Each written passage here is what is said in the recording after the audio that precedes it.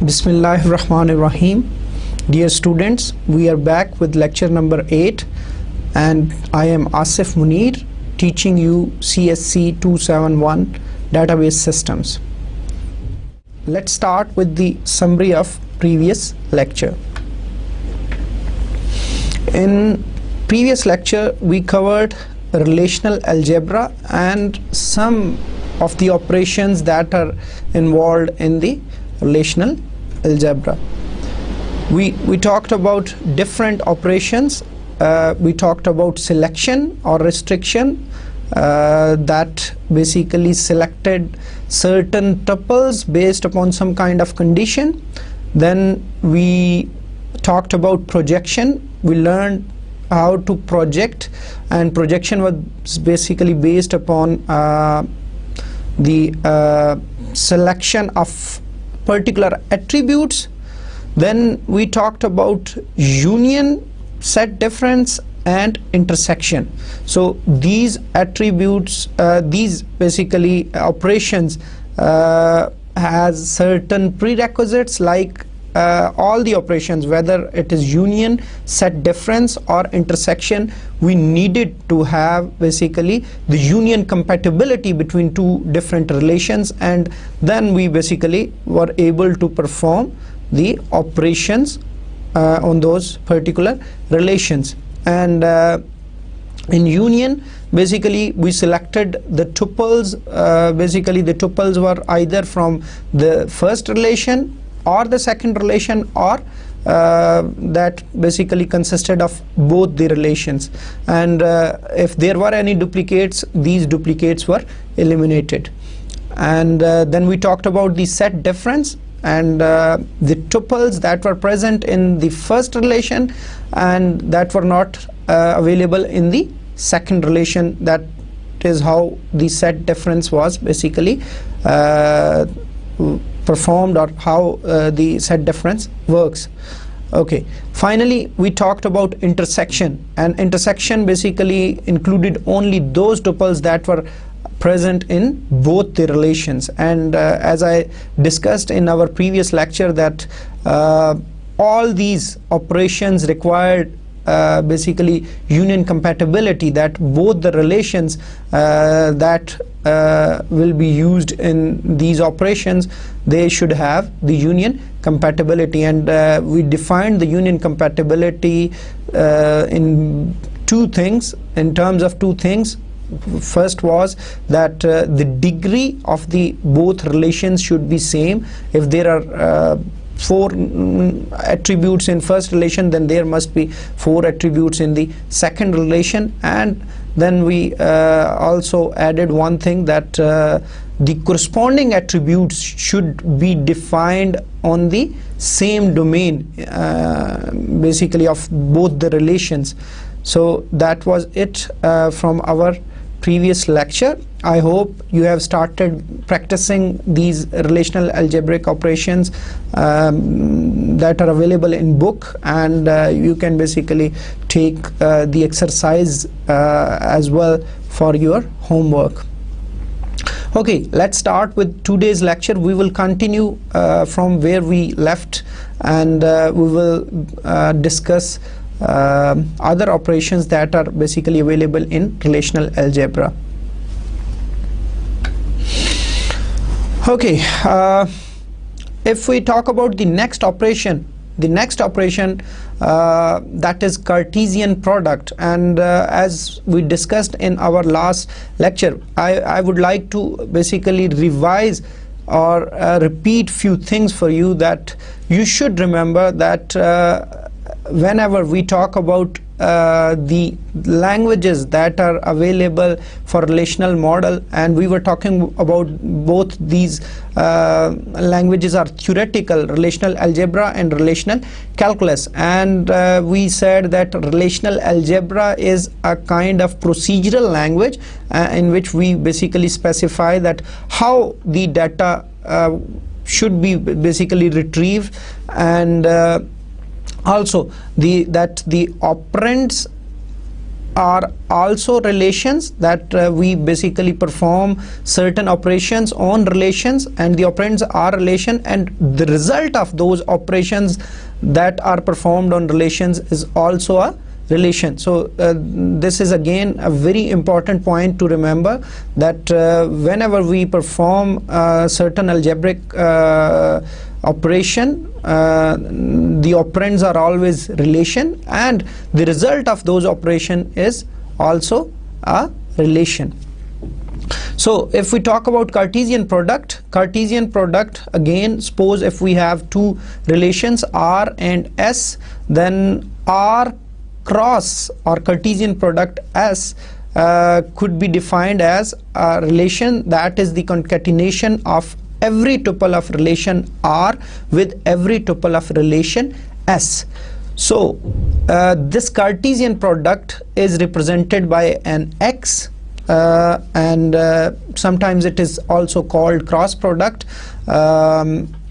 and the resultant relation after the Cartesian product, it is basically the concatenation. What do we mean by concatenation? That you basically place the tuple, each tuple of the second relation after the tuple of the first relation. कि जी आपने क्या करना है कि आपने हर जो tuple है जो रिलेशन R की है उसके साथ आपने जो रिलेशन S की जितनी टुपल्स हैं उन सब को जो है वो कंकेटिनेट मिला के लिख देना है, ठीक है जी. Okay, so if we talk about some other parameters or some other characteristics of Cartesian product, for example, suppose if relation R has I tuples and relation S has j tuples, and suppose if we assume that the relation R has n attributes and relation S has m attributes, then the Cartesian product will result in a relation that contains I multiplied by j tuples, and the resultant relation will contain n plus m attributes. So this is again a very important characteristic of Cartesian product operation, that you could estimate that how many tuples will be there as a result of Cartesian product between two relations, and how many attributes will be there. So if suppose one relation R has 3 tuples and the relation S has 4 tuples, then we know that the resultant relation that will be the result of Cartesian product will have basically 12 tuples in total, and if R has 3 attributes and S has 2 attributes, then the resultant relation will have 5 attributes in total, or the degree of the relation basically that is a result of Cartesian product, the degree will be 5. Okay, what if both relations, suppose R and S, have some common attribute names, then what will happen? As we know, if we talk about relational model and we studied the properties of the relation, so one of the property was that each attribute should have a unique name. So what would happen in this particular situation? We said that if two relations are having same attribute name, then what will happen? Basically that the resultant, what we mean by resultant, that the result of the Cartesian product will be again a relation, and that relation can't contain basically 2 attributes with the same name. So basically to avoid confusion, or basically to diffuse this situation, we will prefix the relation name with the attribute name so that the uniqueness can be preserved. So in this case, if we have 2 attributes in R and S with the same name, then each attribute in the result will be prefixed with the relation name. Suppose we have a attribute called Z, then that is common in both R and S, then the first attribute will be R dot Z and the second attribute in S will be S dot Z. So I will explain these things in example, so there is nothing to worry. Okay, let's have a look at the example, then I hope it will be clear. It's a very simple operation. Suppose we are interested to have the list of all the persons, or we need to know the names of all those and the comments of all the clients who have viewed a property for rent. Suppose this is our situation, and I hope you still remember the dream home case study. That is basically the foundation for all the relational algebraic expressions in this particular course. So we will be basically following that particular case study. So if we look at our scenario, that what kind of query we have been basically asked is that we need the names and comments of all the clients who have viewed a property for rent. Then it's quite clear from the database that we need to get data, or we need to combine data from two relations. One is the client, because we need to know all the details about the client, so it will be available in client, and we need to know about the comments that are available in the viewing basically relation. So we need to know both the things, and these things are basically available in two different relations. So what we can do, we can basically come up with a Cartesian product of both these relations. So suppose if we are interested in client number, first name and last name from the client relation, and we are also interested in client number, property number, and comment from the viewing relation. So what we can do, we can basically take Cartesian product of both these relations, and I think you can have a look at the screen in the slide, and this statement is given. So now basically this operation will produce a relation that will have, as I discussed in my last slide, this operation will result in a relation that will have a relation, and the degree of this relation will be 6, because 3 attributes are selected from the client basically relation, and 3 attributes will be selected from the viewing relation. So now again the second point, that we have a common attribute in both relations, that is client number. So the resultant relation will contain 6 attributes, but the first attribute will be called client dot client number, and the second common attribute that will be from the viewing relation, that will be called viewing dot client number. So I hope you understand that basically there will be 6 attributes in total.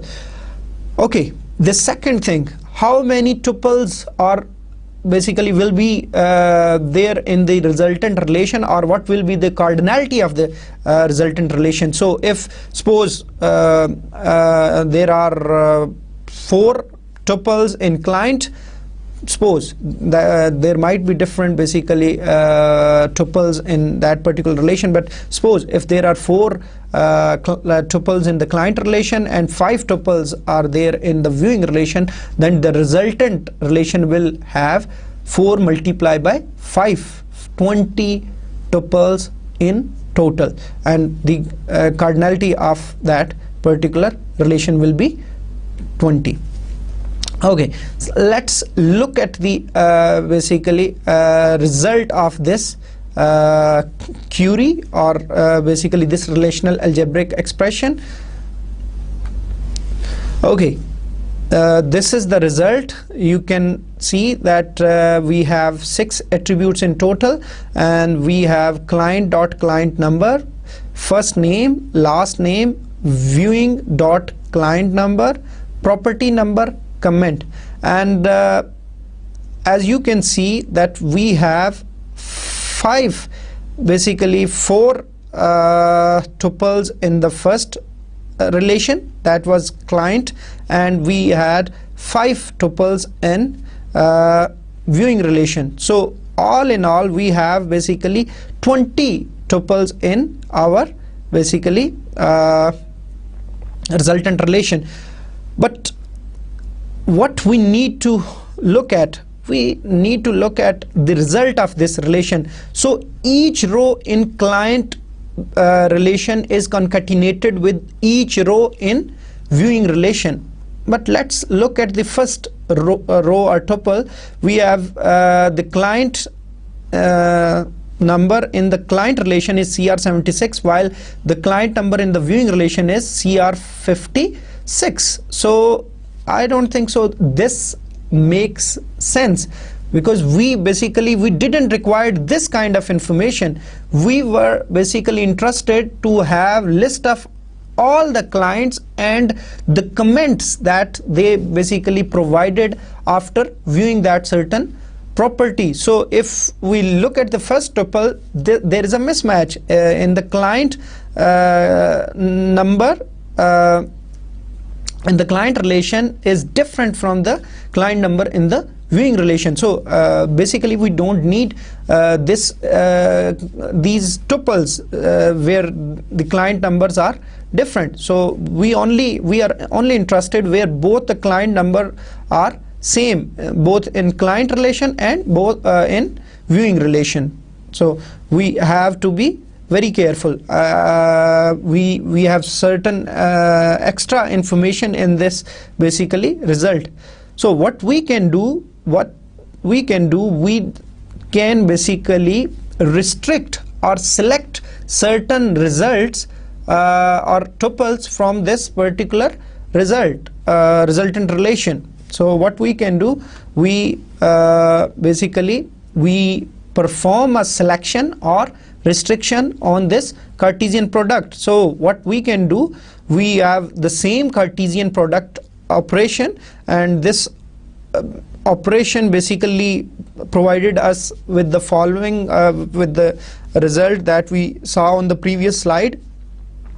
But now we added some selection or restriction to this result, and the restriction is where client number equals to viewing client number. So the result will be only tuples where both the client number have the same value. What does it mean? That we are only interested in those clients or those client numbers that they have basically viewed the certain property, and then they have provided certain comments. So we will get what we actually wanted after this basically relational algebraic expression. So that's how basically we can basically get our own results.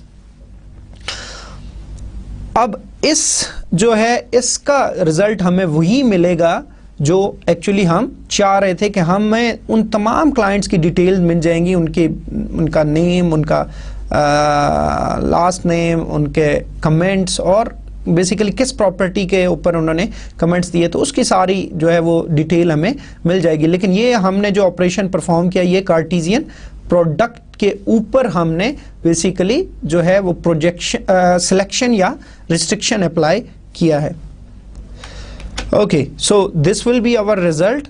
आप देख सकते हैं कि इसमें अब दोनों जो client number ने चाहे वो क्लाइंट के रिलेशन में है या व्यूइंग के रिलेशन में है, वहाँ पे उन दोनों की वैल्यू एक जैसी है, क्योंकि हम उसी बेसिकली पर्टिकुलर क्लाइंट को ही देखना चाह रहे थे कि इस पर्टिकुलर क्लाइंट अब डेफिनेटली इसके कमेंट्स कैसे हमें पता चलेंगे कि ये वही हैं, क्योंकि क्लाइंट नंबर जो है वो व्यूइंग में भी वही होना चाहिए और जो कि क्लाइंट के अंदर क्लाइंट नंबर है। तो कहने का मकसद है कि वो एक ही क्लाइंट है जिसने उस प्रॉपर्टी को व्यू किया, तो फिर हमें इस चीज़ को कंफर्म करना है कि वो दोनों क्लाइंट नंबर की वैल्यू एक हैं, तभी हम इस बारे में बड़े यकीन के साथ कह सकते हैं कि ये कमेंट्स जो हैं फिर इसी क्लाइंट नंबर के हैं। तो इसमें आप देख सकते हैं कि CR76 फर्स्ट नेम इसका जॉन है, लास्ट नेम जो है इसका के है, client number in viewing relation भी इसका CR76 है, it means it's the same client, और इसने जो प्रॉपर्टी व्यू की है वो PG4 है, और जो इसने कमेंट उसके बारे में सप्लाई किया था वो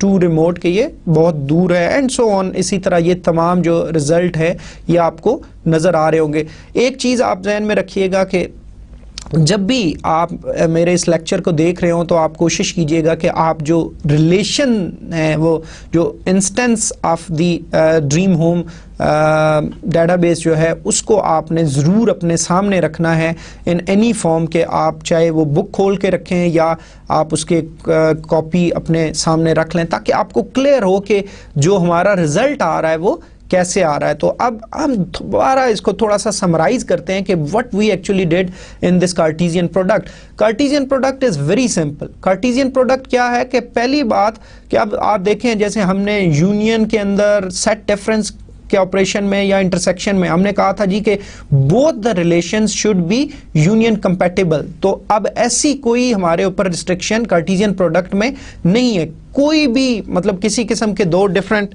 रिलेशंस हैं उसके ऊपर जो है वो आप जो है वो कार्टेशियन प्रोडक्ट परफॉर्म कर सकते हैं। ठीक है, कार्टेशियन प्रोडक्ट परफॉर्म करने के बाद जो रिजल्ट आता है वो रिजल्ट कैसे आता है कि आप पहले रिलेशन की हर टुपल का जो कंकैटिनेट कर देते हैं वो दूसरे रिलेशन की तमाम टुपल्स के साथ। तो मतलब इट्स वेरी सिंपल।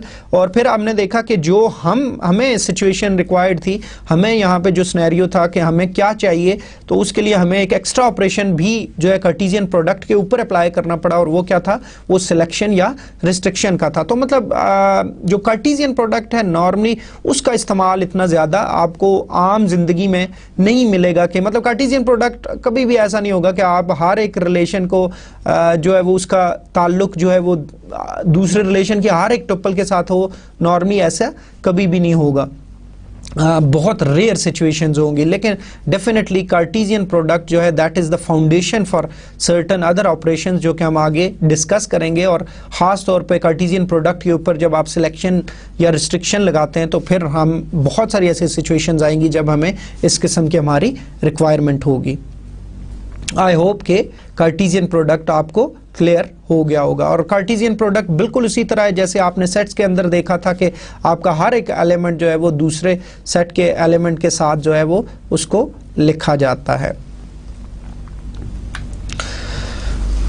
ओके, अब अगली जो चीज़ है वो ये है कि जो अलजेब्रिक एक्सप्रेशंस हैं आपके या ऑपरेशंस हैं, that could be very complex in the nature. कि जी मतलब वो काफ़ी जो है वो कम्प्लेक्स किस्म के हो सकते हैं। So if there is a complex algebraic expression, then what you can do, you can basically decompose that algebraic expression into some smaller operations, and then basically आप जो इंटरमीडिएट उनके रिजल्ट्स हैं उनको कुछ नेमिंग दे दें, उनको असाइन कर दें और कुछ उनको आप नेम दे दें, and that's how basically you can decompose a complex operation into some simpler operations, and that will basically help you to basically represent that complex operation in some simpler form. So what we can do कि जी हम assignment operation जो है वो use कर सकते हैं। और असाइनमेंट ऑपरेशन जो है वो किस तरह यूज़ किया जा सकता है, that is represented by an arrow, जैसा कि आप अपनी स्क्रीन पे देख सकते हैं। तो आप बेसिकली इसका मकसद ये है कि आपके जो कम्प्लेक्स ऑपरेशंस हैं उनको एक सिंपल वे में जो है वो स्मॉलर और सिंपलर जो है वो ऑपरेशंस की फॉर्म में जो है वो रिप्रेजेंट किया जाए, ताकि आपको जो है उसको समझने में आसानी हो। And what you can do basically you can use assignment operator to simplify these complex operations. I hope कि जी जब मैं आपको एग्जांपल दिखाऊंगा तो आपको ये ज़्यादा क्लियर हो जाएगी। ओके अभी जो पिछली इससे पहले कार्टेशियन प्रोडक्ट जो हमारी सिचुएशन थी जिसके ऊपर हमने लगाया था, और उस जो हमारा जो रिज़ल्ट हम चाह रहे थे उसके अंदर हमने कार्टेशियन प्रोडक्ट के ऊपर फिर हमने क्या किया था, हमने सिलेक्शन या जो है रिस्ट्रिक्शन का प्रोसेस भी अप्लाई किया था। तो अब उसी क्यूरी को आप या उसी रिलेशनल अलजेब्रिक एक्सप्रेशन को आप अपने जहन में रखें और हम उसको क्या करेंगे, हम उसको डिकम्पोज करेंगे स्मॉलर जो है वो सिंपलर स्टेप्स के अंदर, ताकि चूंकि वो एक कम्प्लेक्स किस्म का रिलेशनल अलजेब्रिक एक्सप्रेशन था, अब हम आपको जो है उसको थोड़ा सा सिंप्लीफाइड वे में करके दिखाते हैं and we will show you that how this assignment operation will work. तो सपोज हम जो क्लाइंट के रिलेशन में से हम चीज़ें सेलेक्ट कर रहे थे, क्लाइंट के रिलेशन में से हम 3 चीज़ें सेलेक्ट कर रहे थे, और क्लाइंट के रिलेशन में से 3 चीज़ें कौन सी थी, एक क्लाइंट नंबर था, एक प्रॉपर्टी नंबर था, और एक क्लाइंट नंबर था, एक फर्स्ट नेम था, एक लास्ट नेम था। तो हमने क्या किया कि हमने इस सारे जो इसका रिजल्ट आया ये असाइन हमने कर दिया और इसका नाम रखा हमने टेम्प सी, और टेम्परेरी क्लाइंट हमने, मतलब इसको हमने कुछ भी आप नाम रख सकते हो, और इसके अंदर 3 एट्रीब्यूट्स हैं, उसका एट्रीब्यूट का नाम वही है जो हमारे ओरिजिनल क्लाइंट के रिलेशन में थे, क्लाइंट नंबर, फर्स्ट नेम और लास्ट नेम। इसी तरह व्यूइंग का जो रिलेशन है हमारा, उसमें से भी हम 3 चीज़ें जो हैं वो हमने 3 एट्रीब्यूट सेलेक्ट किए थे। उसमें हमारे पास क्लाइंट नंबर है, प्रॉपर्टी नंबर है और कमेंट है, और इसको टेम्परेरीली हमने असाइन कर दिया और इसको एक नाम दे दिया, इस जो है रिलेशन को, जो इसका रिजल्ट है उसको हमने नाम दे दिया टेम्प वी का। टेम्प वी मतलब व्यूइंग से निकला वी, और इसके अंदर भी अगेन 3 एट्रीब्यूट्स हैं, एक क्लाइंट नंबर है, एक प्रॉपर्टी नंबर है और एक कमेंट है। अब हमने क्या किया कि हमने उधर, आपको ज़हन में होगा कि आपने क्या किया था, इन दोनों का आपने कार्टेशियन प्रोडक्ट लिया था। तो अब हमने बजाय वो पूरी स्टेटमेंट्स लिखने के हमने क्या लिखा, temp C Cartesian product temp we.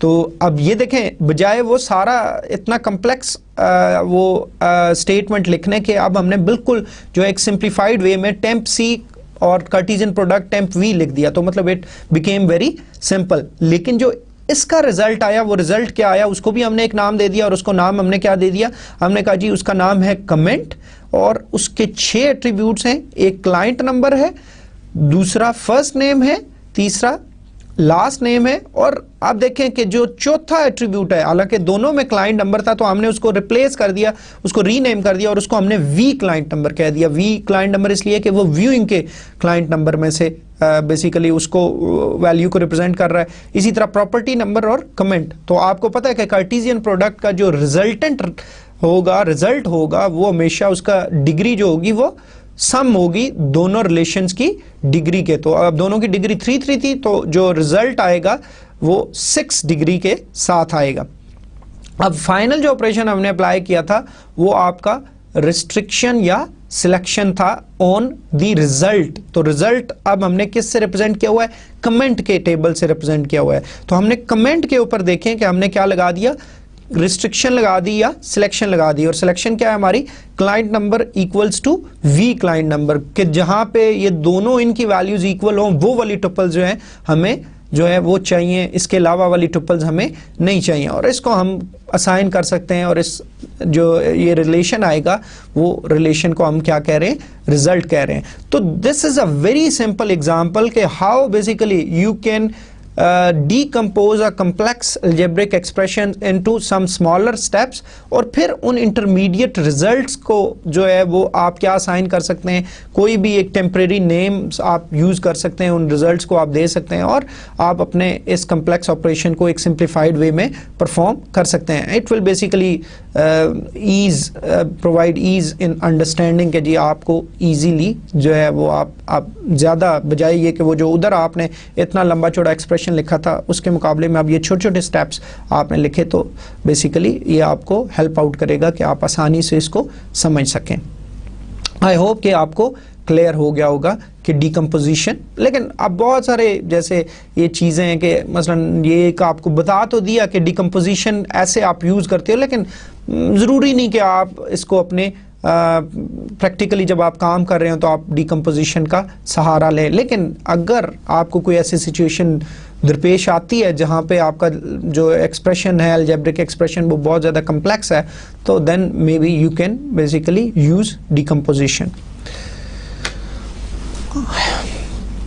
इसके बाद जो अगला ऑपरेशन है हमारा वो है रीनेम का ऑपरेशन। अब rename operation is also basically used, और ये समटाइम्स वही है कि आप अगर किसी रिलेशन को या किसी एक्सप्रेशन को या उसके एट्रीब्यूट्स को अगर आप रीनेम, भी हमारे पास रिलेशनल अलजेब्रा में फैसिलिटी अवेलेबल है, और इसके लिए जो हमारा ऑपरेटर यूज होता है दैट इज कॉल्ड रो, और इसका जो रिप्रेजेंटेशन है वो आप अपनी स्क्रीन्स पे देख सकते हैं।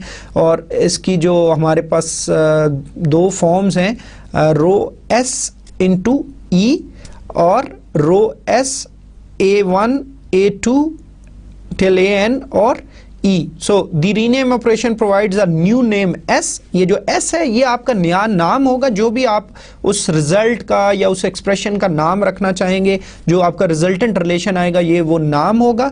ई जो है वो आपका एक्सप्रेशन है जिसके अगेंस्ट आप ये नाम लिख रहे हैं, कि अभी मैं एग्जांपल्स जब आपको दिखाऊंगा जैसा कि आपको नज़र आ रही होंगी नीचे, तो अभी हम जब उसको डिस्कस करेंगे तो आपको क्लियर हो जाएगा। और optionally you can basically rename the attributes भी, कि जी आप अगर जो एट्रीब्यूट्स के एक्चुअल रिलेशन के अंदर नाम थे या एक्सप्रेशन के अंदर नाम थे, आप उनको रीनेम करना चाहते हैं तो उसके लिए भी ऑप्शन है आपके पास। तो रीनेम आपका इस तरह काम करता है। मिसाल के तौर पे जैसे आपको पहली एग्जांपल अपनी स्लाइड पे नज़र आ रही होगी, और उसमें आप देख सकते हैं कि हमने प्रोजेक्शन अप्लाई की है किसके ऊपर, क्लाइंट के रिलेशन के ऊपर।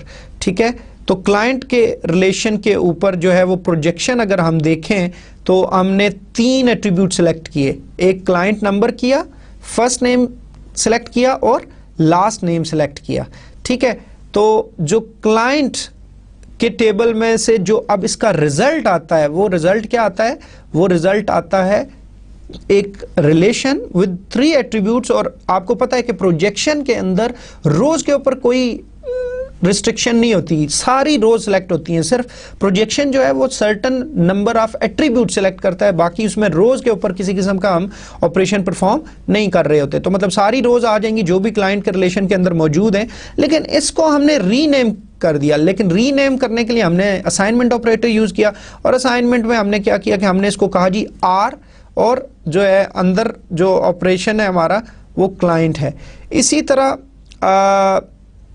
जो हमारा दूसरी एग्जांपल है उसके अंदर भी हम देख सकते हैं कि हम जो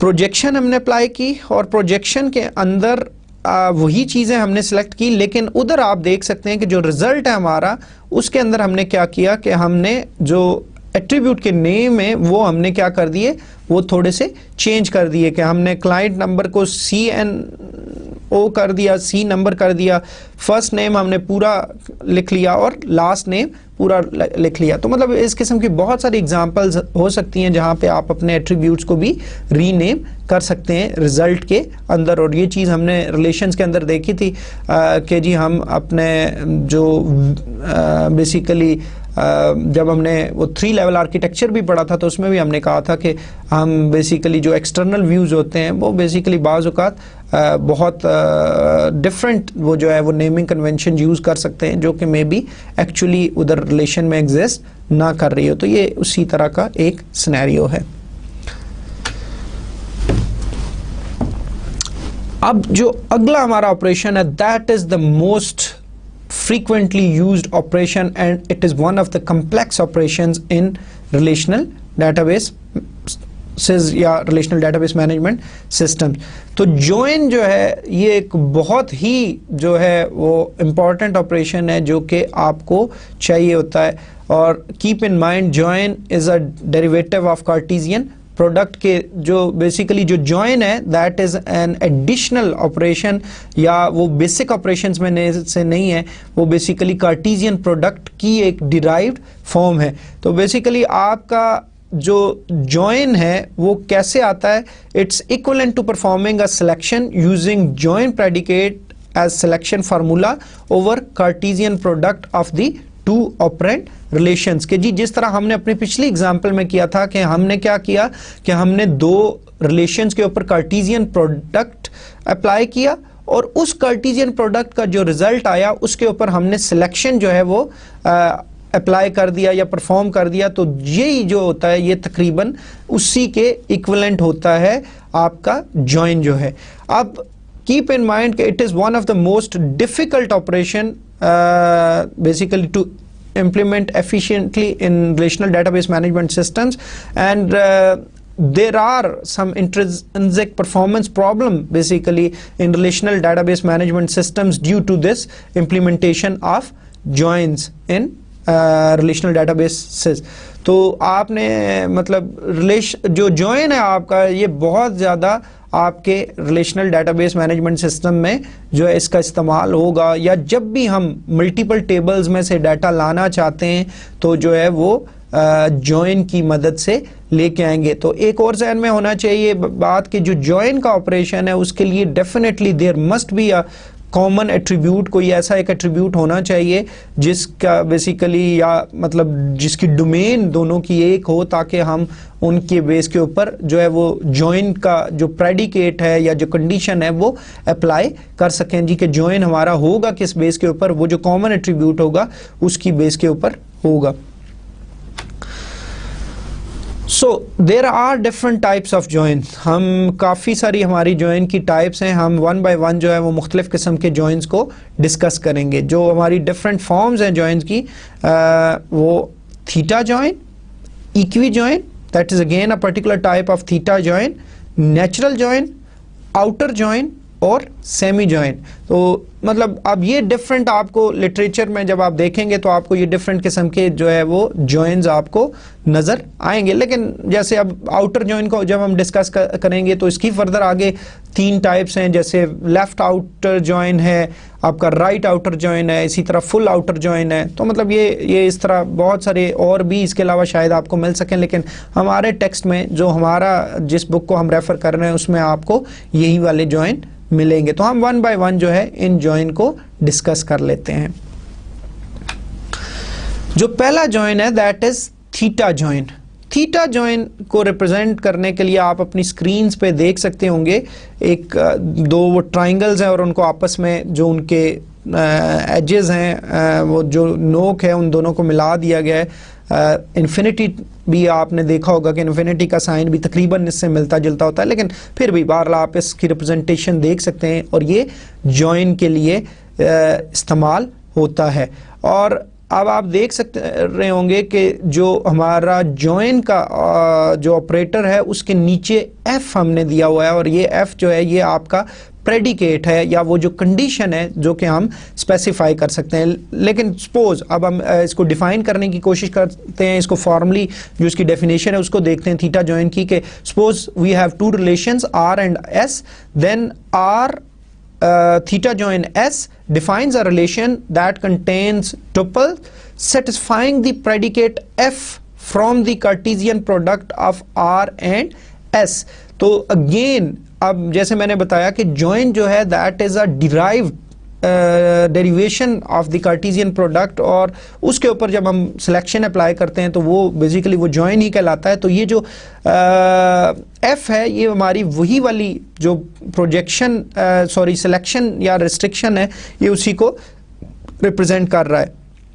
अब जो प्रेडिकेट है it could be of the form R dot A I theta S dot B I. R हमारा पहला रिलेशन है, डॉट ए आई से मुराद वो एट्रीब्यूट जो आर के अंदर मौजूद है, और डॉट बी आई जो है एस डॉट बी आई से मुराद के एस रिलेशन के अंदर जो एट्रीब्यूट है बी आई। और theta could be any comparison operator, मतलब इनमें से लेस देन भी हो सकता है, लेस देन इक्वल टू हो सकता है, ग्रेटर देन इक्वल टू और नॉट इक्वल टू, इनमें से कोई भी ऑपरेशन जो है वो परफॉर्म मतलब थीटा इसको रिप्रेजेंट कर सकता है। अब जो है इस जो हमारा इस किस्म का जो रिलेशन जो रिजल्ट आएगा उसको हम क्या कहेंगे, उसको हम थीटा ज्वाइन कहेंगे between two relations R and S. तो हम एग्जांपल अगर इसकी कोट करना चाहें तो हम उसी को, वो जो पिछली एग्जांपल हमने कार्टेशियन प्रोडक्ट और फिर उसके ऊपर जो हमने सिलेक्शन अप्लाई की थी, वो बेसिकली आप जो प्रेडिकेट है वो यही के जी client dot client number equals to viewing dot client number, आप उसी को जो है वो प्रेडिकेट ले लें तो वो बेसिकली आपका वो थीटा जॉइन को रिप्रेजेंट करेगा। अब कीप इन माइंड कि हमने कहा था जी बहुत सारे ऑपरेशंस हैं वो बेसिक ऑपरेशंस की जो है वो फॉर्म में रिप्रेजेंट किए जा सकते हैं। तो अगर हम थीटा जॉइन को भी रिप्रेजेंट करना चाहें तो R theta join S is equivalent to, इसको कार्टेशियन प्रोडक्ट की फॉर्म में भी जो रिप्रेजेंट किया जा सकता है जैसे हमने पहले भी किया था। और इसमें आप देख सकते हैं कि आर कार्टेशियन प्रोडक्ट एस निकाल लें और फिर इसके ऊपर आप प्रोजेक्शन अप्लाई कर लें और प्रोजेक्शन में जो कंडीशन है वो आप क्या लगा लें, सॉरी प्रोजेक्शन नहीं, सिलेक्शन अप्लाई कर लें और सिलेक्शन में आप जो है वो क्या अप्लाई कर लें, प्रेडिकेट एफ, जो भी आपकी कंडीशन है और वो कंडीशन वही होगी क्लाइंट डॉट क्लाइंट नंबर अगर पिछली एग्जांपल हम रहे, और व्यूइंग डॉट क्लाइंट नंबर। अब एक और इंपॉर्टेंट बात कि जी आपका जिस तरह कार्टेशियन प्रोडक्ट के अंदर जो डिग्री थी आपकी वो बेसिकली जो है वो क्या थी कि जो है वो दोनों रिलेशंस का सम हो जाता है डिग्री का। तो एग्जैक्टली इधर भी वही वाली बात होगी कि डिग्री जो है वो दोनों चाहे ज्वाइन के ऑपरेशन के हम लेते हैं तो जो रिजल्ट आएगा, रिलेशन जो रिजल्टेंट रिलेशन आएगा उसकी डिग्री भी दोनों की डिग्रीज का सम होगी आर और एस के। लेकिन डेफिनेटली टुपल्स जो है वो डिफरेंट होंगी, वो डिपेंड करेगा कि हमारी वो टुपल सिर्फ आएंगी जो इस पर्टिकुलर प्रेडिकेट या इस पर्टिकुलर कंडीशन को सेटिस्फाई करेंगी, उसके अलावा कोई भी टुपल जो है वो जो है आपके इस रिजल्टेंट रिलेशन में नहीं आएगी। लेकिन कार्टेशियन प्रोडक्ट में हमने देखा था कि कार्टेशियन प्रोडक्ट के अंदर जो हमारी कार्डिनलिटी है या नंबर ऑफ टुपल्स हैं वो कितनी आती हैं, वो बेसिकली दोनों की नंबर ऑफ टुपल्स को आप मल्टीप्लाई कर दें तो वो आपकी कार्टेशियन प्रोडक्ट का जो रिजल्टेंट रिलेशन है उसके अंदर उतनी तादाद में टुपल्स आती हैं।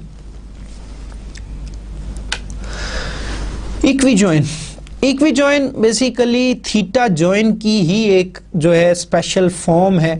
ठीक है, हमने थीटा जॉइन को कैसे डिफाइन किया था जी, हमने कहा था कि जो थीटा जॉइन है उसमें क्या होता है कि बेसिकली जो आपके दो जो प्रेडिकेट होता है वो in the form of R dot A I और theta S dot B I के जी उनकी कंडीशन होती है, कोई प्रेडिकेट होता है जिसके ऊपर हम वो जो कॉमन एट्रीब्यूट्स है उनके ऊपर जो जॉइन लगा रहे होते हैं वही हमारा जो है वो। तो अब जब और हमने थीटा को रिप्रेजेंट किया था कि हमने कहा था जी theta could be one of the comparison operators के जी जिसमें लेस देन आ सकता है, लेस देन इक्वल टू आ सकता है, ग्रेटर देन आ सकता है, ग्रेटर देन इक्वल टू आ सकता है, इक्वल टू और नॉट इक्वल टू।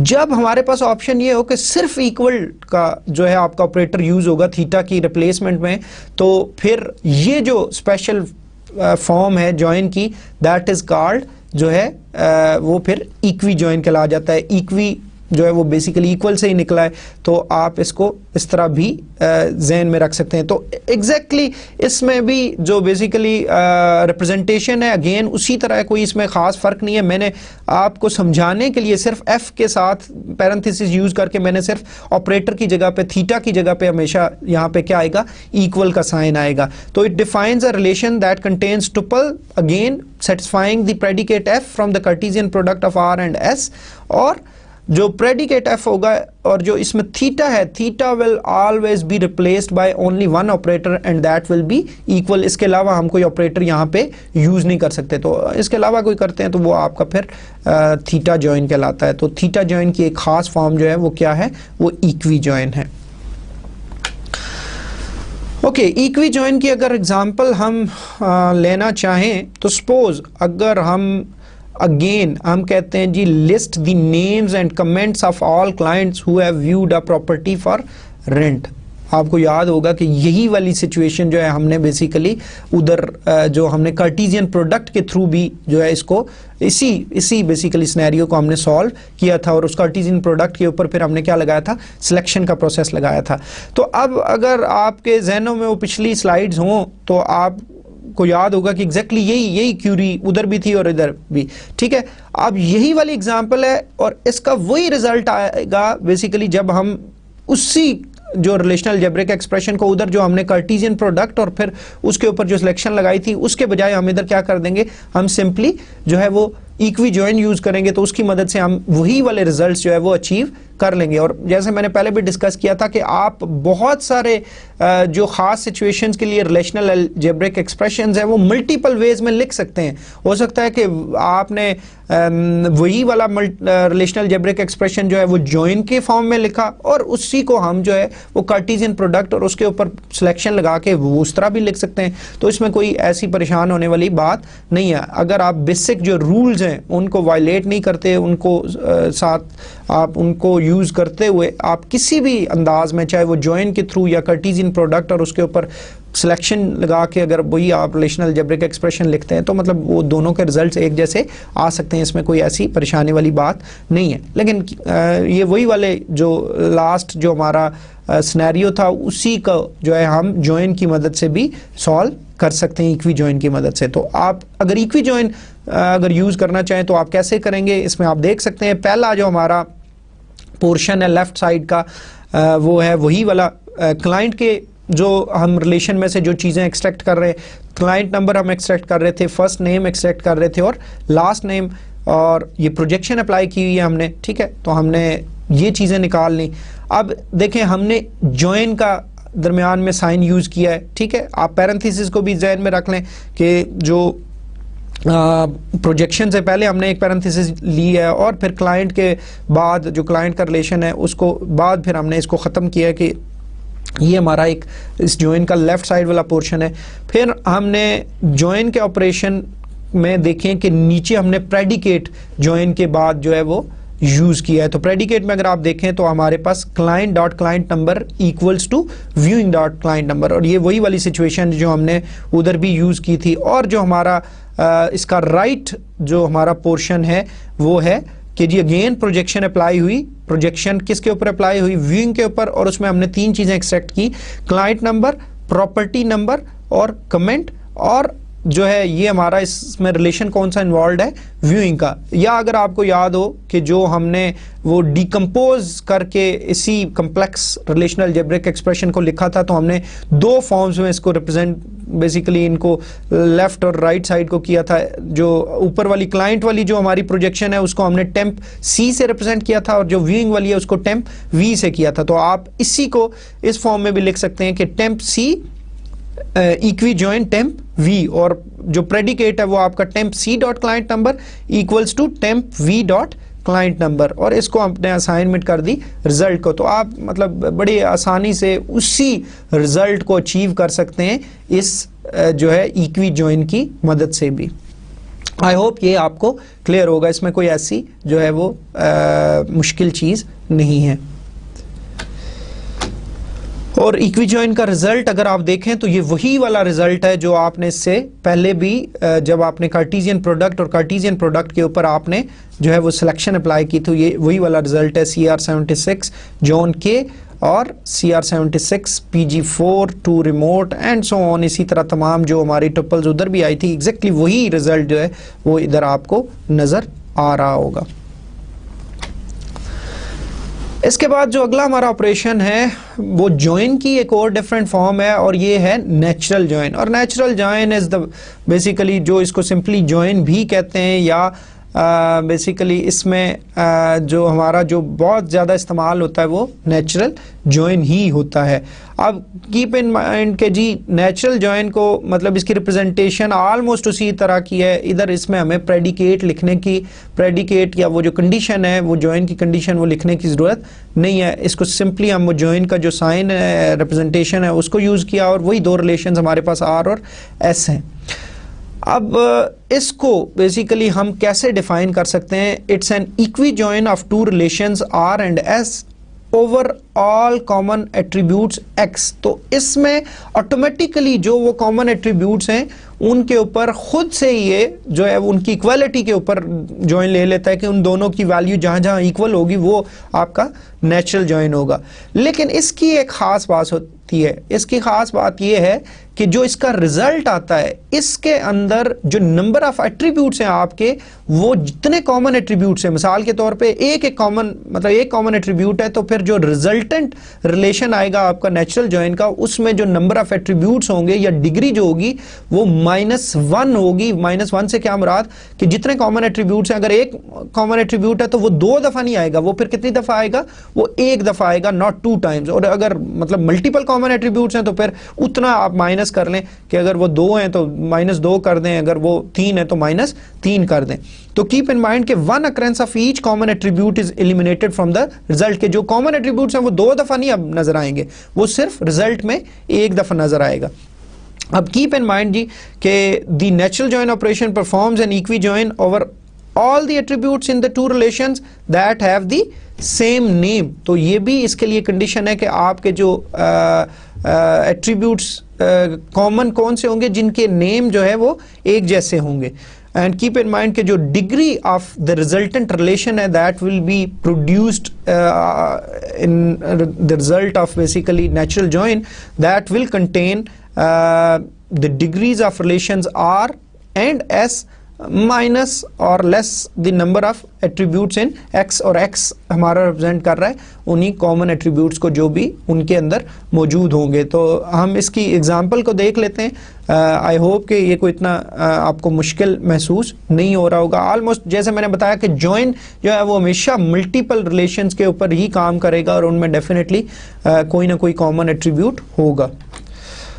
अगर हम C को अब एक और प्रॉब्लम ये है कि हम उसी एग्जाम्पल को लेके चल रहे हैं, तो मतलब आप देख सकते हैं कि एक ही एग्जाम्पल को हम मल्टीपल वेज में, एक ही सिचुएशन को हम मल्टीपल वेज में उसके रिलेशनल अलजेब्रिक एक्सप्रेशन लिख सकते हैं। कि वही वाला हमारा सिनेरियो था, हमने उसको कार्टेशियन प्रोडक्ट और उसके ऊपर सिलेक्शन के अप्लाई की, उस तरह भी लिख लिया, फिर हमने उसको इक्वी जॉइन की फॉर्म में भी लिख लिया, हम उसको थीटा जॉइन में भी लिख सकते थे, और बेसिकली अभी हम उसको नेचुरल जॉइन की फॉर्म में भी लिखेंगे। तो आप देख सकते हैं कि बेसिकली इसी चीज़ को अब इसमें आप देख लें कि वो खुद ही क्या करेगा कि वो क्लाइंट नंबर के ऊपर और उसकी इक्वालिटी के ऊपर जो है वो खुद ही जो है वो बेसिकली जॉइन क्रिएट कर देगा। लेकिन इसका जो रिजल्ट आएगा वो थोड़ा सा डिफरेंट होगा जो पिछले रिजल्ट आए थे, और उसमें क्या था कि उसमें क्लाइंट नंबर जो क्लाइंट का था और व्यूइंग का जो क्लाइंट नंबर था वो अलग अलग डिस्प्ले हुए थे। लेकिन इसका जो रिजल्ट आएगा उसमें क्लाइंट नंबर सिर्फ एक दफ़ा डिस्प्ले होगा, और जो डिग्री होगी आपके रिजल्टेंट की रिलेशन की जो कि आपका नेचुरल जॉइन के फॉर्म में आपको मिलेगा वो बेसिकली 5 एट्रीब्यूट्स के ऊपर मुश्तमिल होगा। और इसी तरह अगर आपको याद हो कि वो जो हमने डिकम्पोजिशन करके हमने वो जो टेम्प C और टेम्प V हमने इनको कहा था, तो अगर आप इसके फॉर्म में भी लिखना चाहें तो temp C natural join temp V, और इसको हमने असाइन कर दिया है किसको, रिजल्ट को। तो अब इसका रिजल्ट अगर देखें तो एग्जैक्टली वही टुपल्स आएंगी, लेकिन इसमें आप एक चीज़ जो आप गौर करेंगे, अगर आप गौर से देखें तो इसमें क्लाइंट नंबर जो है वो 2 दफ़ा रिप्रेजेंट नहीं हो रहा, वो कितनी दफ़ा हो रहा है, वो 1 दफ़ा हो रहा है। तो ये फ़र्क है नेचुरल जॉइन और आपके इक्वी जॉइन या थीटा जॉइन के अंदर। इसके बाद जी हमारे पास आउटर जॉइन है।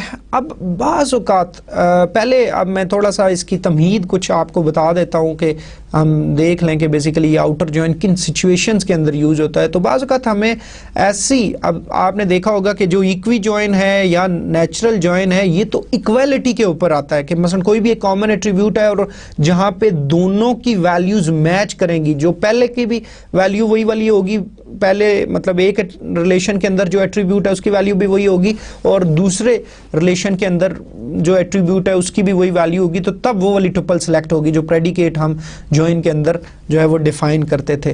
तो अब बाज़ औक़ात ऐसी सिचुएशन होती है कि हम इंटरेस्टेड होते हैं कि हम ऐसी वैल्यूज़ भी जो है वो सिलेक्ट करें जहाँ पे बेसिकली आपका जो है वो कोई मैचिंग वैल्यूज़ नहीं है, मसलन फ़र्ज़ करें कि मैं अगर एक जो मेरा लेफ़्ट साइड पे रिलेशन है, मैं उसकी वो वाली टुपल्स भी देखना चाहता हूँ जो मेरे जिनकी मैचिंग जो है कोई वैल्यू उस पर्टिकुलर एट्रीब्यूट जो कॉमन एट्रीब्यूट है उसके राइट साइड वाले टेबल में मैचिंग नहीं है, तब भी मैं देखना चाहता हूँ, तो फिर क्या करूँ? या मैं राइट वाला जो रिलेशन है मेरा उसकी जो है वो ऐसी टुपल्स भी देखना चाहता हूँ जिसकी मैचिंग वैल्यूज़ लेफ़्ट वाले में नहीं है, या इन केस जो हम दोनों की जो अनमैच्ड टुपल्स हैं उनको भी शो करना चाहते हैं अपने रिजल्ट के अंदर, तो फिर इस किस्म की सिचुएशन को कैसे रिजॉल्व किया जा सकता है? तो ऐसी सिचुएशन जो है that could be resolve with the help of outer join. तो आउटर जॉइंस में हमेशा याद रखें कि हमारी तक अभी तक जॉइन जो भी हो रहा था वो हमारा एक कॉमन एट्रीब्यूट के ऊपर हो रहा था, और कॉमन एट्रीब्यूट की वैल्यूज को हम मैच करते थे कि अगर इसके एट्रीब्यूट की वैल्यू ये है और उधर भी ये है तो वो वाली टुपल्स जो है वो सिलेक्ट हो जाएंगे। लेकिन इन केस के if there are no matching values and still we are interested कि we want to show that those particular tuples, then what we can do, we can use outer join, और it's a very special operation जो कि हमें बाज़ औक़ात बहुत सारे scenarios में चाहिए होता है। तो हम इंशाल्लाह एग्जांपल जब इसकी करेंगे तो आई होप कि आपको क्लियर हो जाएगा कि हम इसको कैसे यूज़ करते हैं। ओके जी, if we talk about different types of outer join, तो हमारे पास तीन हम इसको ब्रॉडली जो है वो कैटेगराइज कर सकते हैं। One is left outer join, और इसकी आप देख लें कि लेफ्ट से इसको थोड़ा सा ओपन कर दिया है, मतलब है वही जॉइन वाला सिंबॉलिक रिप्रेजेंटेशन लेकिन लेफ्ट को थोड़ा सा ओपन कर दिया है, तो ये लेफ्ट आउटर जॉइन बन गया।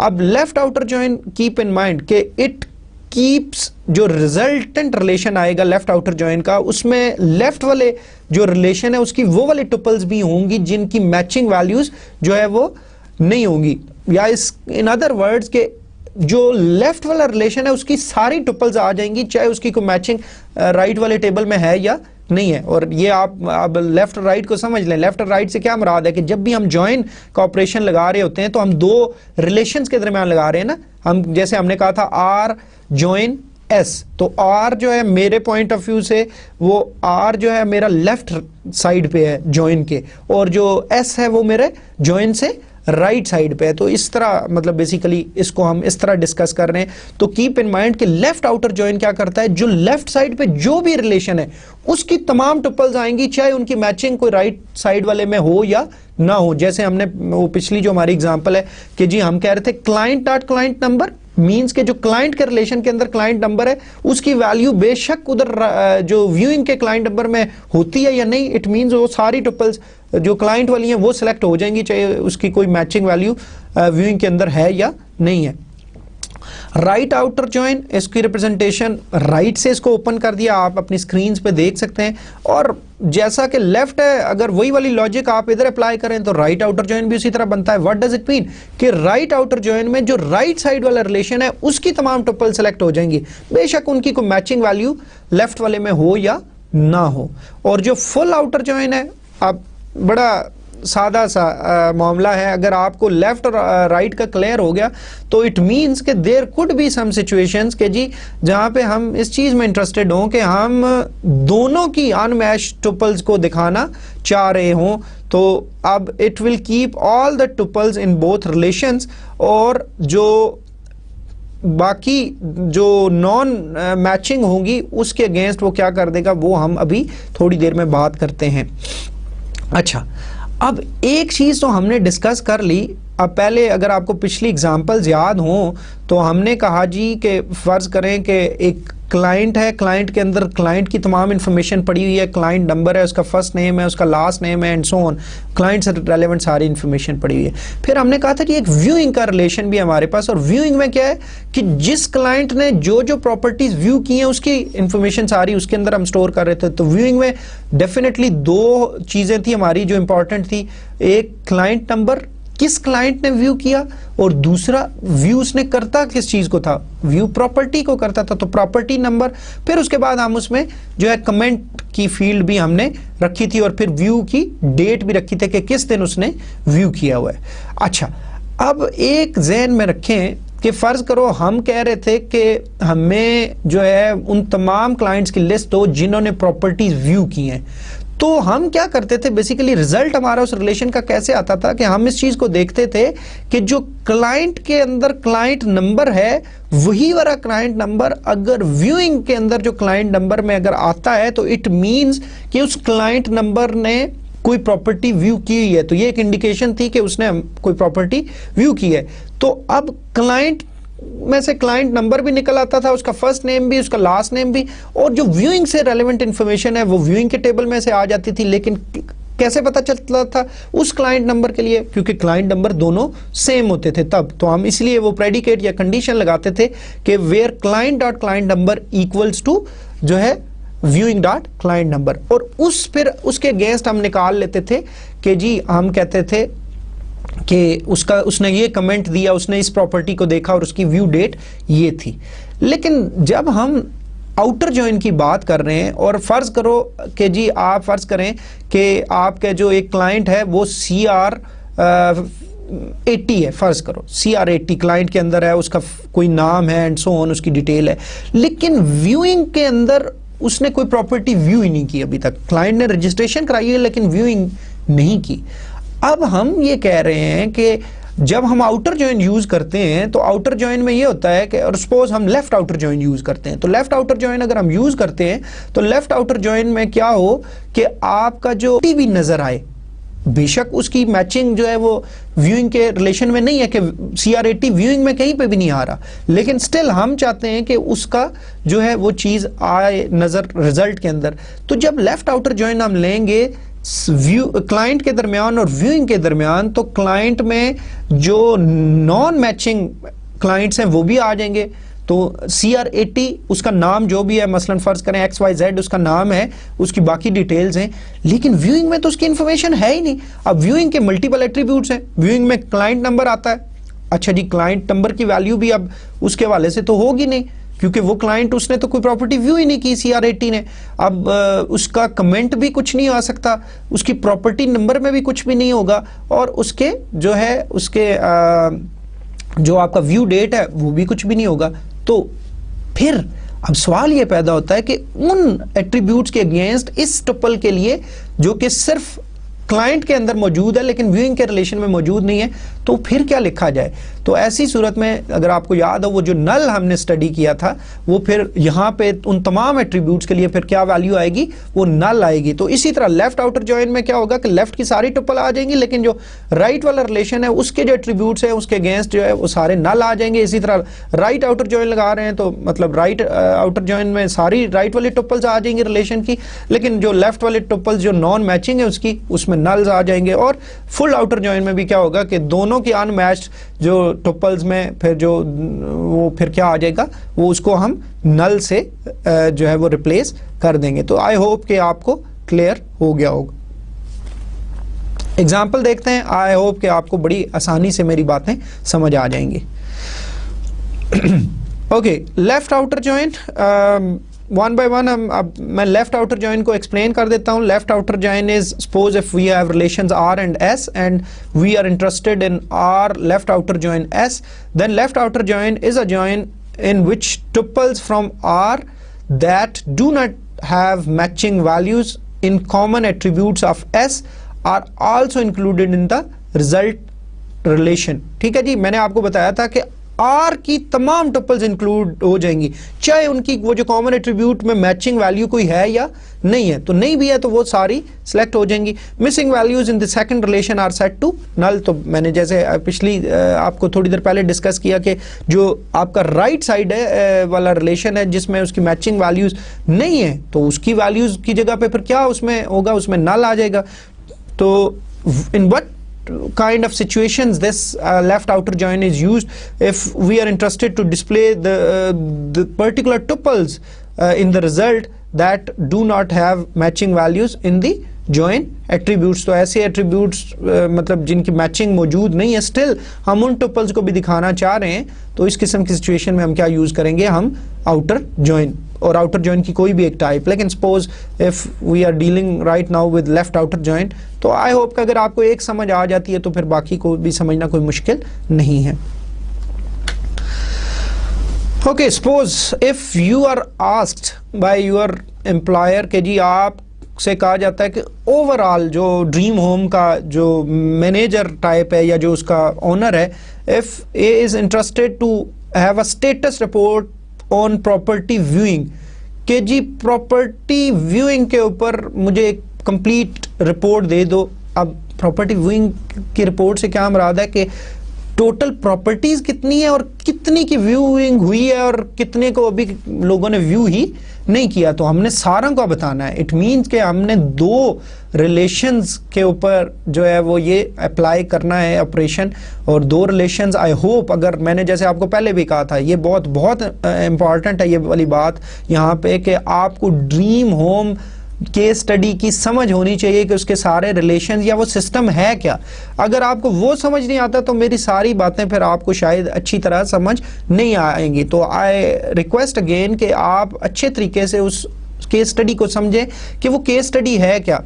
मैं थोड़ा सा दोबारा आपको क्विकली बता देता हूं कि ड्रीम होम क्या था, कि it's a kind of a business जो कि बेसिकली क्या करता है, लोगों को मतलब हेल्प आउट करता है कि कोई भी अगर रेंट पे मकान लेना चाहता है या अपना मकान है उसकी प्रॉपर्टी वो देना चाहता है, तो ये सारा एक सिस्टम जो है उसके लिए बना हुआ है। मुख्तलिफ ब्रांच ऑफिसेज हैं उनके ड्रीम होम के, जो कि मुख्तलिफ सिटीज़ में हैं या मुख्तलिफ लोकेशंस के ऊपर हैं। मुख्तलिफ क्लाइंट्स आके उनके पास रजिस्ट्रेशन कराते हैं, फिर मुख्तलिफ क्लाइंट्स कुछ प्रॉपर्टीज़ जब व्यू करते हैं तो वो किसी एक ब्रांच में जाते हैं और वहाँ पे कोई स्टाफ होता है और वो स्टाफ उनको वो मदद करता है एंड सो ऑन। तो वो सारी जो हमने इस केस स्टडी में जितने भी रिलेशन थे उनको देखा था, उनकी इंस्टेंसेस को भी हमने देखा था। तो अब हमें जब इस ये क्वेश्चन हमसे पूछा जाएगा कि जी हमें स्टेटस रिपोर्ट ऑन प्रॉपर्टी व्यूइंग्स हमें चाहिए, तो हमें बड़े आसानी से पता चल जाएगा कि हमें दो चीज़ों के बारे में बताना है। एक तो टोटल हमारे पास प्रॉपर्टी फॉर रेंट हैं कितनी, और उनमें से कौन कौन सी व्यू हुई हैं या नहीं हुई। तो कहने का मकसद ये है सादा अल्फाज में कि हमने तमाम, पहली बात है हमारे पास हमें बताना है कि हमारे पास इस टाइम कितने प्रॉपर्टीज फॉर रेंट मौजूद हैं और प्रॉपर्टी फॉर रेंट की इंफॉर्मेशन जो है वो कहाँ पे पड़ी हुई है। आई होप कि यू रिमेंबर कि जी प्रॉपर्टी फॉर रेंट का ही रिलेशन है, उसके अंदर तमाम प्रॉपर्टीज की डिटेल पड़ी हुई है जो कि रेंट के लिए अवेलेबल है। अब हमने चूंकि सारे प्रॉपर्टीज के बारे में बताना है, ठीक है। अब हो सकता है किसी प्रॉपर्टी को किसी ने व्यू किया हो या ना किया हो, ये अलग बात है, लेकिन हमने प्रॉपर्टी फॉर रेंट सारी का जिक्र करना है रिपोर्ट के अंदर। और जो राइट साइड है उस पे हमने जो है वो लगाना है व्यूइंग, मींस के व्यू किस किस को किया गया है या नहीं किया गया। तो अगर हम देखें तो इस सिचुएशन के हमें क्या चाहिए, लेफ्ट आउटर जॉइन चाहिए। और लेफ्ट आउटर जॉइन कब, जब हमने property for rent left side पे रख लें और व्यूइंग जो है वो राइट साइड पे। और अगर इसी इंफॉर्मेशन को हम राइट आउटर जॉइन के थ्रू करना चाहते हैं तो सिंपली हमें क्या करना चाहिए कि हमें जो है वो प्रॉपर्टी फॉर रेंट को राइट साइड पे ले जाएं और राइट आउटर जॉइन लगाएं, और जो आपका व्यूइंग है उसको आप लेफ्ट साइड पे रख लें। तो मतलब इट्स वेरी सिंपल, इसी एक क्यूरी को बोथ लेफ्ट और राइट आउटर जॉइन की मदद से आप लगा सकते हैं, ठीक है जी। तो आप देख सकते हैं कि इट्स वेरी ऑब्वियस कि जी हमने क्या किया, हमने प्रॉपर्टी फॉर रेंट और इसके ऊपर प्रोजेक्शन अप्लाई की और हमने तीन चीज़ें एक्सट्रैक्ट कर ली। प्रॉपर्टी नंबर कर लिया ताकि हमें पता चले कौन सी प्रॉपर्टी है, स्ट्रीट एड्रेस उसका क्या है, उसका सिटी कौन सा है, और हमने लेफ्ट आउटर जॉइन लगा लिया और व्यूइंग के ऊपर, ठीक है। तो अब जो हमारा रिजल्ट आएगा उसमें तमाम टपल्स आएंगी प्रॉपर्टी फॉर रेंट की, चाहे उनकी मैचिंग है या नहीं है। और आपको पता होना चाहिए कि इनमें जो कॉमन एट्रीब्यूट है वो कौन सा है, प्रॉपर्टी नंबर है, जो कि प्रॉपर्टी फॉर रेंट में भी है और व्यूइंग के अंदर भी है। तो जिनकी मैचिंग है वो रोज तो आएंगी ही आएंगी, लेकिन जिनकी मैचिंग नहीं भी है और प्रॉपर्टी फॉर रेंट में वो रोज या टपल्स मौजूद हैं तो वो आएंगी, लेकिन जो व्यूइंग के केस में फिर जो उनके एट्रीब्यूट्स की वैल्यू है वो क्या आ जाएगी, वो नल आ जाएगी। तो आप जब इस एक और चीज़ जो मैंने आपसे पहले भी कही थी कि प्लीज़ जब भी आप इस लेक्चर को देख लें तो अपनी बुक्स के अंदर से वो जो ड्रीम होम की वो टेबल्स हैं, वो रिलेशंस हैं विद उनके डाटा के, वो आप अपने सामने रखें ताकि आपको ऑपरेशंस की समझ आए कि वो कैसे हो रहे हैं, या उसकी एक कॉपी आपके सामने किसी न किसी फॉर्म में मौजूद होनी चाहिए। अब आप देखें कि आपका जो आपका रिजल्ट आया वो क्या आया, property number, street, city, client number, view date और आपका कमेंट। और जैसे हमने देखा कि जी अब प्रॉपर्टी नंबर जो होगा वो अगेन कॉमन एट्रीब्यूट है तो वो एक दफ़ा आएगा बेसिकली। और आप देख सकते हैं कि जो जिनकी मैचिंग नहीं भी है, मसलन जैसे आप अगर देखें PL94, इस प्रॉपर्टी जो थर्ड टपल है हमारे इस रिलेशन के अंदर, इसकी कोई भी व्यूइंग नहीं हुई, तो आप व्यूइंग के जो एट्रीब्यूट्स है उसमें से अगर आप देखें तो उसमें नल आ रहा है। इसी तरह जो PG21 प्रॉपर्टी है या PG16 है, इनमें भी आप देखें कि व्यूइंग की कोई इंफॉर्मेशन नहीं है, मींस के इन प्रॉपर्टीज को किसी ने भी व्यू नहीं किया था, तो इसलिए इनकी भी जो व्यूइंग के एट्रीब्यूट्स के हवाले से जो वैल्यू आ रही है वो क्या आ रही है, वो नल आ रही है। अब यही वाला क्यूरी जो है हम एग्जीक्यूट कर सकते थे, मैंने आपको बताया कि हम इसी को अगर हम रिलेशंस को वो रिप्लेस कर लें, उनकी जगह स्विच कर लें, तो वो हमारे वो जो है वो राइट आउटर जॉइन के थ्रू भी जो है हम इसी क्यूरी को या इसी रिलेशनल अलजेब्रिक एक्सप्रेशन को लिख सकते हैं। तो इसमें कोई ऐसा जो है वो प्रॉब्लम नहीं है। ओके, जो फाइनल हमारी टाइप है जॉइन की वो है सेमी जॉइन। ठीक है जी, सेमी जॉइन भी एक स्पेशल टाइप है जॉइन की, और सेमी जॉइन की रिप्रेजेंटेशन भी आप देख सकते हैं अपनी स्क्रीन पे। अच्छा, बाज़ औक़ात आपको मुख्तलिफ टेक्स्ट के अंदर हो सकता है इनकी थोड़ी बहुत वेरिएशन मिले, तो इससे कोई घबराने की ज़रूरत नहीं है। You should understand the concept के बाज़ औक़ात थोड़ा बहुत जो है शायद इसको रिप्रेजेंटेशन डिफरेंट तरह से आपको नज़र आ रही हो, लेकिन सेमी जॉइन की रिप्रेजेंटेशन है और इसके भी एक प्रेडिकेट डिफाइन किया जाता है थ्रू एफ। तो सेमी जॉइन किस तरह बेसिकली काम करता है या इसको कैसे डिफाइन कर सकते हैं, let's start with the definition कि if suppose we have two relations R and S and R semi join S with predicate f defines a relation that contains the tuples of r. It's very important कि जी आपका जो result आता है उसके अंदर सिर्फ जो टुपल्स आती हैं वो किस रिलेशन की आती हैं, जो लेफ्ट साइड पे है, और वो कौन सा है इस एग्जाम्पल में R का। तो इट मीन्स जो रिजल्ट आएगा वो सिर्फ R के टुपल्स आएंगी that participate in the join of R with S। लेकिन जो आपका जॉइन हो रहा हो और वही वाली टुपल्स आएंगी जिनकी मैचिंग टुपल्स एग्जिस्ट करेंगी, जिनका जॉइन हो रहा होगा विद S, लेकिन रिजल्ट में जो टुपल्स आएंगी वो किस रिलेशन की आएंगी, वो सिर्फ R की आएंगी। The semi join operation performs a join of the two relations and then projects over the attributes of the first operand. It's very simple कि जी पहली बात है कि ये जॉइन ही परफॉर्म करता है दोनों रिलेशंस के ऊपर, लेकिन जो रिजल्ट आता है उसको क्या करता है, फिर प्रोजेक्शन लगा देता है। और प्रोजेक्शन आपको पता है प्रोजेक्शन से क्या मुराद होती है कि जी अपनी मर्जी के एट्रीब्यूट सेलेक्ट करना, और अपनी मर्जी के एट्रीब्यूट्स हम कौन से सिलेक्ट करते हैं, सिर्फ जो पहला रिलेशन है, जो हमारा लेफ्ट साइड पर रिलेशन है उसके एट्रीब्यूट सिर्फ सिलेक्ट कर लेते हैं, राइट साइड वाले एट्रीब्यूट्स हमारे उसमें नहीं आते। तो it is basically use basically distributed systems के अंदर इस्तेमाल होता है। अभी मैं इसकी डिटेल्स में नहीं जाता कि डिस्ट्रीब्यूटेड सिस्टम्स जो है वो क्या होते हैं और इसकी कैसे वहाँ पे इंपॉर्टेंस है, लेकिन डेफिनेटली देयर आर सिचुएशंस कि व्हेन यू आर इंटरेस्टेड कि जी आपको सिर्फ टुपल्स तो चाहिए लेकिन सिर्फ एक रिलेशन की चाहिए, लेकिन वो दोनों के जॉइन के ऊपर रिजल्ट आ रहा हो, तो इस किस्म की सिचुएशन में आप सेमी जॉइन यूज कर सकते हैं। अब कीप इन माइंड कि सेमी जॉइन को भी आप बिल्कुल आसानी से लिख सकते हैं।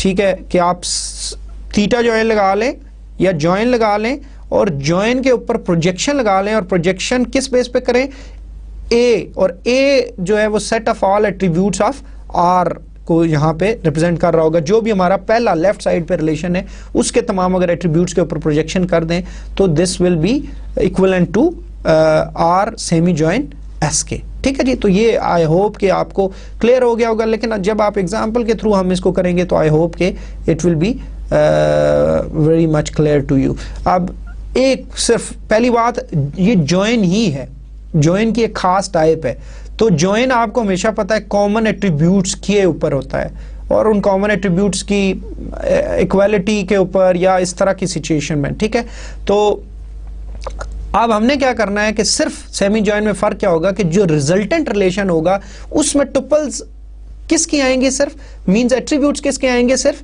जो आपका लेफ्ट वाला रिलेशन है उसी के एट्रीब्यूट्स आएंगे, इसके अलावा कुछ भी नहीं आएगा। ठीक है जी। ओके, सेमी जॉइन को अगर हम देखें तो सेमी जॉइन की अगर सपोज हमसे रिक्वेस्ट की जाती है कि list complete details of all staff who work at the branch in Glasgow. ठीक है जी, कि we are interested to basically in the list of all the staff who work at the branch in Glasgow. अब ये Curie या ये situation आप जरा इस पे गौर करें तो पहली बात है, हमें सिर्फ इंफॉर्मेशन किसकी चाहिए? स्टाफ की चाहिए। और स्टाफ की इंफॉर्मेशन किस रिलेशन के अंदर पड़ी हुई है? आई होप कि अगर आपको ड्रीम होम की स्टडी अगर अच्छे तरीके से याद है तो there is a relation staff. ठीक है जी, स्टाफ के रिलेशन के अंदर स्टाफ की सारी इंफॉर्मेशन पड़ी है। स्टाफ के अंदर क्या क्या पड़ा है?